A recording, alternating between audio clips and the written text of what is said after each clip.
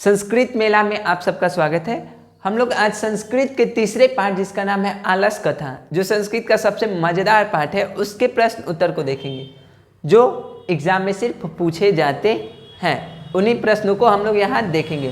पहला और दूसरा पाठ कर लिए, उसी के साथ 14वां चैप्टर कर लिया जाएगा जो जो एग्जाम में पूछा जाता है। तो आज तीसरे चैप्टर को देखते हैं। तो चलिए शुरू करते हैं। आलस आला में आग क्यों लगाई गई? असली आलसियों की जांच करने के लिए आलस आला में आग लगाई गई। इसका आंसर बस इतना ही होगा। 2 नंबर में आता है प्रश्न। आप ऐसे ही 5-6 प्रश्न को देखेंगे, ये चैप्टर पूरा तरीके से समाप्त हो जाए।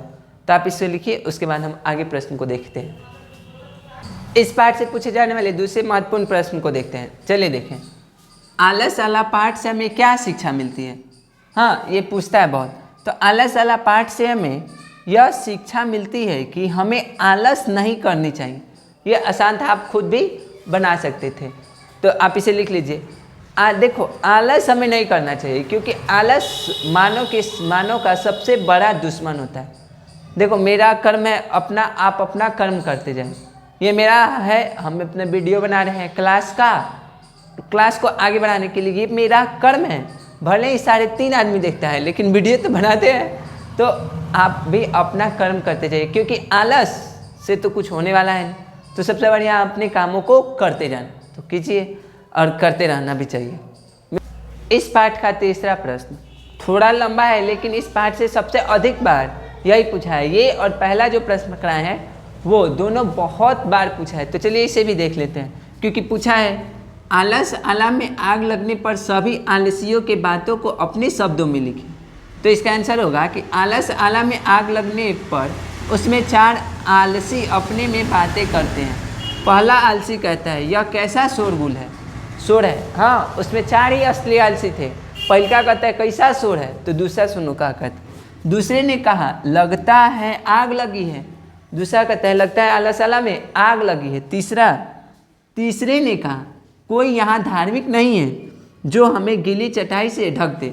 मतलब यहाँ पे कोई दयालु व्यक्ति नहीं है जो हमें पानी से गिला हुआ चटाई हमारे शरीर पे डाल दे ताकि हम लोगों पे आग ना लगे। देखो अभी मजा आएगा। चौथा देखो, चौथा नटंकी। चौथे ने कहा क्यों शोर मचाते हो, शांत क्यों नहीं रहते? हाँ, ये कहता है कायला शोरगुल मचाते हो, शांत चुपचाप सुतो ही में, जलना हो तो यही में जलेंगे, नहीं तो बचना हो तो बच जाएंगे। तो ऐसे इस प्रश्न का आंसर सही है। आप इसे लिख लीजिए और इसे आप अपने शब्दों में भी लिख सकते हैं। ठीक है, ये थोड़ा लंबा है, आप इसे लिखिए। और यह सबसे अधिक बार पूछ रहा है, हम बता रहे हैं आपको। ठीक है, आप इसे लिखिए और 2 प्रश्न को देखते हैं। चौथे प्रश्न को देखते हैं। कह रहा है कि नियुक्त सिपाहियों द्वारा क्या पढ़ा गया? उनके द्वारा पढ़ा गया स्त्रियों की गति पति है। गति मतलब स्त्रियों की गति पति पे निर्भर करता है। जैसे जितना अधिक पति कमाने वाला होगा उतना फैशन में मैडम रहेगी। दूसरा, हाँ, बच्चों की गति माँ है। हम लोगों को कुछ भी चाहिए होता है तो माँ से कहते हैं, पिताजी से कहते ना है शुरू ना धोइया हो जाएगा बढ़िया से।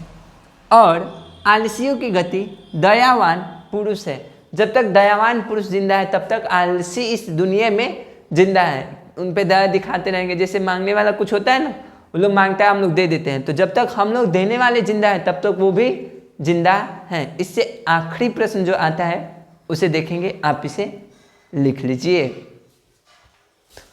इस पाठ के आखिरी प्रश्न को देखते हैं, 5वें प्रश्न को। तो चलिए आप इसे नोट भी करते रहिएगा। मिथिला के मंत्री कौन थे और उनका स्वभाव कैसा था? मिथिला के मंत्री वीरेश्वर थे। यह ऑब्जेक्टिव में भी पूछता है कि मिथिला के मंत्री कौन थे, तो वीरेश्वर, नाम याद रखिएगा कि वीरेश्वर थे।